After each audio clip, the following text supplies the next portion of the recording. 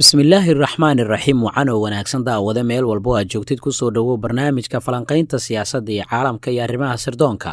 barnaamijka qodobada caawa aan kugula wadaagi doonna waxaa ka mid ah maxaa dhacaya haddii ciidamada gaashaanbuurta nato ay deegaansadaan deegaanada xuduudda dalka ruushka muxuu yahay qorshaha dowladda ruushka ee ku aadan dagaalka ka dhanka ah nato sidee ayaysan nato iminka u doonaysaa inay saldhigyo ay kaga samaysato xuduudda ruushka qodobada kale waxaa qayb ka noqon doona midooda yurub miyay ka maarmi karayaan shidaalka ugu badan ee ruushka kaga yimaada qaybaha dambena waxaan kugula wadaagi doonaa maraykanka oo war cusub ka soo saaray in t b lf ay ku dhiirigeliyeen weerarkii caasimadda adis ababa qodobadaas iyo kuwo kale ayaan kugula wadaagi doonaa barnaamijka falanqaynta siyaasadda iyo arrimaha sirdoonka ee marcadda show kusoo dhowow barnaamijka ka dhiiba aragtidaada qodobka kusoo jiita aad baad u mahadsan tahay waxaan ku hormari doonaa macluumaadka ama warbixinta dheer ee ku saabsan maxaa dhacaya haddii ciidanka nato ay deegaansadaan xuduudda raashka digniinta wasiir ku-xigeenkii arrimaha dibadda ee dowladda ruushka sergey rayabkof oo u jeediya maraykanka iyo xulafadiisa uu ku jiro ururka gaashaanbuurta nato ee ahaa inaanay taaban qadka cas ee xukuumadda moscow ayna nato joojisay isballaarinta ay ka wado xuduudda bariga ruushka warkaasi ka soo baxay xukuumadda moscow waxa uu muujinaya dareenka xaddaafka ay ku wajahan soodinta dhanka bariga ah ee u dhexaysa raashka iyo ukrain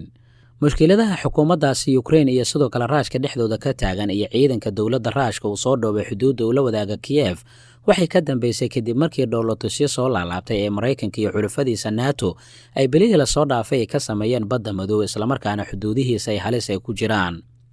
intii lagu guda jiray wadahadaladii u dambeeyey ee uu la yeeshay dhigiisa dalka maraykanka joe biden madaxweynaha dalka ruushka valadimir putin waxa uu ku nuuxnuuxsaday in dalkiisa si dhaba uu u xiisaynaya inuu helo damaanad buuxda oo ku aadan in la isku hadlayn karayo oo sharci ahaanna joogto ah taasi oo meesha ka saaraysa isballaarinta waddamada gaashaanbuurta nato ee bariga dalka ukrain laakiin jack sullivan oo ah la taliyaha madaxweynaha dalka maraykanka ee dhanka amniga waxaa intaasi kadib uu sheegay in dhammaan dalalkaasi ay tahay in ay awoodaan inay doortaan cidda ay xulufo la noqonayaan isagoo tixraacaya ku biiritaanka dowladda ruushka ee waddamada gaashaanbuurta nato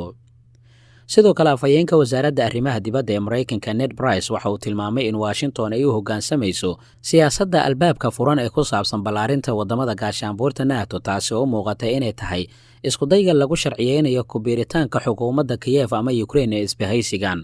taasoo khubarada raashiyaanka ay u arkaan iskudayga maraykanka ee ku saabsan isballaarinta militari iyo tan juqraafiyadeed waxaana xukuumadda raashka ay ka baqaysaa in halkaasi lasoo dhigo gantaallo si toosa u weerari karaya gudaha dalka ruushka marka la eego siyaasadaha khubarada ruushka xukuumadda moscow waxaa laga yaabaa inay kordhiso tirada ciidankeeda ee ku sugan xuduudaha sidoo kale waxaa macquul ah in ruushka uu weerar ballaaran uu ku qaado dalka ukrain si uu halkaasi u qabsada islamarkaana uga hortago in xubin ay ka noqoto nato maadaama amnigiisa qalqal uu ku abuurmaya haddii nato halkaasi ay degto waxaana uu ka soo horjeedaa in halkaasi lagala socdo dhaqdhaqaaqa dowladda ruushka ee gobolka maadaama qalab dhanka sirdoonka ama basaasida la dhigan kara magaalada kiyef iyo deegaanada kale ee dhaca xuduudda ay wadaagaan dalalka ukrain iyo raashka sidee ayuu ruushka u arkayaa mala-awaalka isballaarinta waddamada gaashaanbuurta nato ee dhanka bariga falanqeeyaasha arrimaha militariga waxay aaminsan yihiin in ruushka uu arko in ciidamada nato la geeyo xuduudda ay la wadaagaan ukrain ee khatar xooggan oo halis ay ku tahay amnigiisa qaranka haddii taasi ay dhacdan ay cawaaqib xumo ay ka dhalan doonto lefetkin oo ah qabiir dhanka militariga oo raashiyana waxa uu qabaa in nato aysan ahayn mid difaaca sida siyaasiyiinta reer galbeedka ay ugu yeeraan laakiin ay tahay isbahaysiga militari ee ugu daandaansiga badan dunida 30 sano ee lasoo dhaafay nato waxay ahayd isbahaysiga keliya ee bilaabay dagaallo waxaana ay gacanay ka geysteen qabsashada waddamo kala duwan oo adduunka ku yaala sida yugoslafakiya ciraaq afghanistan soomaaliya libiya sidoo kalena waxaa laga baqayaa khatarta ah in la bilaabo dagaalka ka dhana xukuumadda teheraan oo hadda socda waa dalka iiraane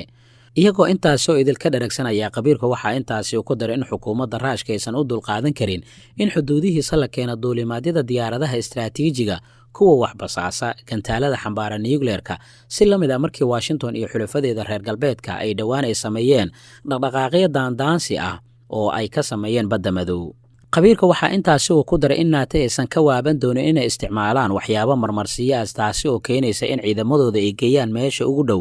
ee xuduudaha dalka raashka sidoo kalena nato ay tahay aalad uu maraykanka u adeegsanayo inuu caalamka ku qabsado sidoo kale qabiirkan raashiyaanka waxa uu xusay in jawaabta raashiyaanka ay noqon doonto mid adag sida gantaalada nucleerka ee ruushka lagu jeedinayo saldhigyada ciidamada maraykanka uu ku leeyahay mandiqadda sidoo kale wuxuu carabaabay in haddii ciidamada Ukraine ay weerar ay ku soo qaadaan deegaanka Donbass oo ah dhanka bari ee dalkaasi Ukraine jawaabta Raashiyaanka ay noqon doonto faragelin militari oo toos ah sidii dhacday markii Georgia ay weerartay South Ossetia. Tallaabada kale ee dowladda Ruushka ay qaadi doonto haddii gaashaanbuurta NATO saldhig ay ka samaystaan deegaanada dhanka bari ee dalka Ukraine waxay tahay inay jamhuuriyadaha yaryar ee ku xeeran dalkaasi Ukraine ee dal ay u aqoonsadaan taasi beddelkeedana ay doonayaan in haddii sii xoogaysta cadaadiska Maraykanka iyo xulafadiisa ay dhaqdhaqaaqyo xoogan ay ka sameeyaan dhanka gobolka. Haddii ciidamada NATO ee halkaasi ay degaan dhammaan arrimahaas ayaa dhici doona waana midda keenaysa in dowladda Ruushka gabi ahaanba ay ka hor timaado dhibaatooyin kaga imaanaya mustaqbalka wadamada gaashaanbuurta NATO iyo xulafada Maraykanka.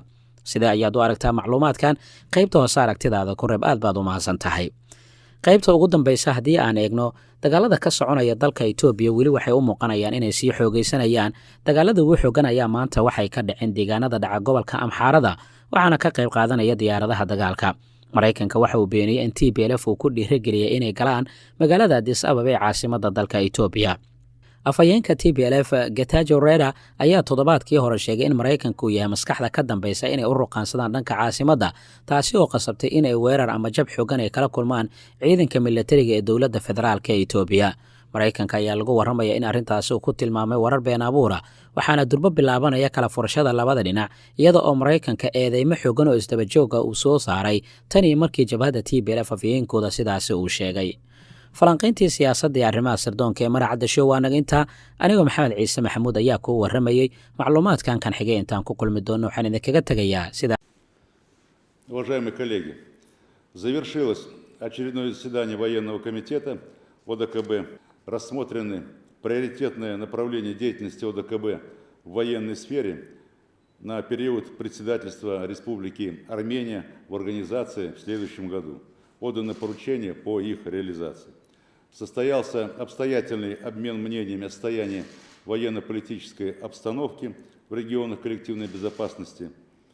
Подтверждено единое понимание генеральными штабами вооруженных сил стран ОДКБ характера вызовов и угроз военной безопасности. Договорились координировать совместные действия по их нейтрализации и совершенствовать военный потенциал ОДКБ. Определили порядок работы по привлечению миротворческого потенциала ОДКБ к миротворческой деятельности Организации Объединенных Наций, в том числе по подготовке военных наблюдателей и офицеров штабов для участия в миротворческих операциях. Обсудили результаты проведения совместного учения с коллективными силами оперативного реагирования ОДКБ «Взаимодействие 2021». Принято решение по повышению эффективности управления данным компонентом коллективных сил